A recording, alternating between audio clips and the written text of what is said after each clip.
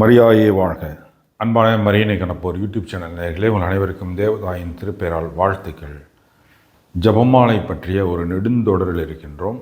ஜபமாலை பற்றி எல்லா விதமான முக்கியமான சின்ன சின்ன தகவல்களை இந்த தொடரில் கொடுத்துட்ருக்குறோம். இப்போ சமீபத்தில் ஒரு 4-5 பதிவுகள், முன்னும் இதுக்கு மேலேயும் வரப்போகின்ற ஒரு 30-40 பதிவுகள் பார்த்திங்கன்னா, பைபிளில் ஜபமாலை எங்கே இருக்குது, எந்த விதத்தில் இருக்குது அப்படின்ற மாதிரி ஆதாரத்தை எடுத்து நம்ம பார்த்துக்கிட்டு வரோம். அன்பானவர்களே, இந்த வீடியோ ஒரு 80 நாட்களாக தொடர்ந்து வந்துட்டுருக்குது. 80 பதிவு. இதையெல்லாம் பார்த்துருக்க மாட்டேங்க. உங்களுடைய வசதிக்காக, பார்க்காதவங்களுக்காக இதுவரை வந்த எல்லா வீடியோக்களுடைய லிங்க்கும் இந்த வீடியோவுடைய டிஸ்கிரிப்ஷனில் இருக்குது, நீங்கள் பார்த்துக்கலாம். அதே போல் உலக ஜபமாலை இயக்கத்தில் நீங்கள் சேரணுன்னாலும் அதற்கு உண்டான லிங்க்கும் ஃபோன் நம்பரும் இந்த டிஸ்கிரிப்ஷனில் இருக்குது, நீங்கள் பார்த்துக்குங்க. அன்பானவர்களே, ஜபமாலை பைபிளில் இல்லை, அதை நீங்களாக கண்டுபிடிச்சி செஞ்சிட்ருக்கிறீங்க அப்படின்ட்டு மாதாவோடைய எதிரிகள், இன்னும் ஜபமாலை பக்தியோடைய எதிரிகள்லாம் சொல்லுவாங்க. அப்படி கிடையாது. அதற்காகத்தான் பைபிளில் ஜபமாலைக்கு இருக்கக்கூடிய ஆதாரங்களை நாம் ஒவ்வொன்றா இப்போ பார்த்துக்கிட்டு வரோம் இந்த தொடரில். இன்றைக்கும் அதே போல் ஒரு பைபிளில் இருக்கிற ஒரு ஆதாரம். பைபிளில் ஜபமாலை எப்படி இருக்குதுன்னா, நேரடியாகவும் இருக்குது, மறைமுகமாகவும் இருக்குது. மறைமுகமாக இருக்கின்ற சில விஷயங்களை ஜபமாலையோடு நம்ம பொருத்தணும். அதுதான் இந்த பதிவுகளுடைய கருத்தாக இருக்குது. இன்றைய வசனம் யோசுவா ஆகமம் 8வது அதிகாரம் 18வது வசனம். அப்போது ஆண்டவர் யோசுவாவை பார்த்து, நீ உன் கையில் இருக்கிற கேடயத்தை ஆயி நகருக்கு எதிராக நேராக தூக்கி காட்டு, அதை நாம் உன் கையில் ஒப்படைப்போம் என்றார்.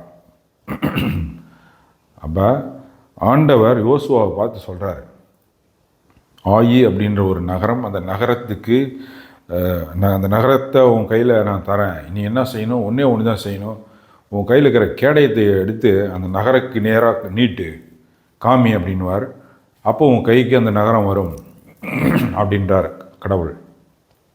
ஒரு கேடயத்திற்கு கடவுள் ஒரு நகரத்தையே இவர் கையில், யோசுவா கையில் ஒப்படைக்கக்கூடிய சக்தி இருக்குது. அப்படின்னா மாதா கொடுக்கின்ற இந்த ஜபமாலையும் ஒரு கேடயம்தான். பிசாசுக்கு எதிரான கேடயம், தீமைகளுக்கு எதிரான கேடயம்.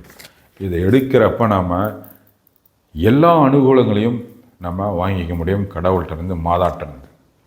ஒரு பொருளுக்கு கடவுள் அவ்வளோ வல்லமை கொடுத்துருக்கார். கேடயம் அப்படின்ற பொருளுக்கு அந்த மிகப்பெரிய அந்த நகரத்தையே கொண்டு வந்து யோசுவா கையில் ஒப்படைக்கக்கூடிய சக்தியை அந்த கேடயத்துக்கு கடவுள் கொடுத்திருந்தார் என்றால், தன்னுடைய திருமகளான தேவ தாயின் இந்த ஜபமாலைக்கு எவ்வளோ வல்லமையை கொடுத்துருப்பார். அதுதான் நம்ம ஆரம்பத்திலேருந்து இப்போ வரைக்கும் ஒவ்வொன்றாக பார்த்துக்கிட்டு வரோம். ஜபமாலையால் நடந்த எவ்வளோ பெரிய புதுமைகள்லாம் நம்ம இந்த தொடரில் பார்த்துருக்கோம். அப்போ எவ்வளோ வல்லமை இந்த ஜபமாலைக்கு இருக்குன்றதை நம்ம தெரிஞ்சுக்கணும். ஜபமாலை வேறு வேறு விதங்களாக, வடிவங்களாக பைபிளில் இருக்குது. அப்படி ஒரு வடிவம்தான் இன்றைக்கு நாம் பார்த்த யோசுவா ஆகமம் 8வது அதிகாரம் 18வது வசனத்தில் வருகின்ற கேடயம். அதே போல ஒரு கேடயம்தான் இந்த ஜபமாலை. ஜபமாலையை கையில் எடுப்போம், எல்லாம் நன்மைகளும் நமக்கு கிடைக்கும், தீமைகள் அனைத்தும் விரட்டி அடிக்கப்படும். அதுதான் கடவுள் மாதாவுக்கும் இந்த ஜபமாலைக்கும் கொடுத்த வல்லமை சக்தி. அன்பானவர்களே, இந்த வீடியோவை எல்லாருக்கும் ஷேர் செய்யுங்கள். மாதாவுடைய செய்தி, ஜபமாலை பக்தி பற்றிய செய்தி யாருக்காச்சும் ஒருத்தருக்குனாச்சும் உங்கள் மூலயமா போய் சேர வேண்டும். நீங்கள் அதற்கு மாதாவின் தூதராக இருக்க உங்களை அன்போடு அழைக்கின்றேன். மீண்டும் ஒரு ஜபமாலை பற்றிய பைபிள் ஆதாரத்தை பார்ப்போம் இன்னொரு வீடியோவில். அதுவரை மரியனை கணப்போர் சேனலோடு தொடர்பில் இருங்கள்.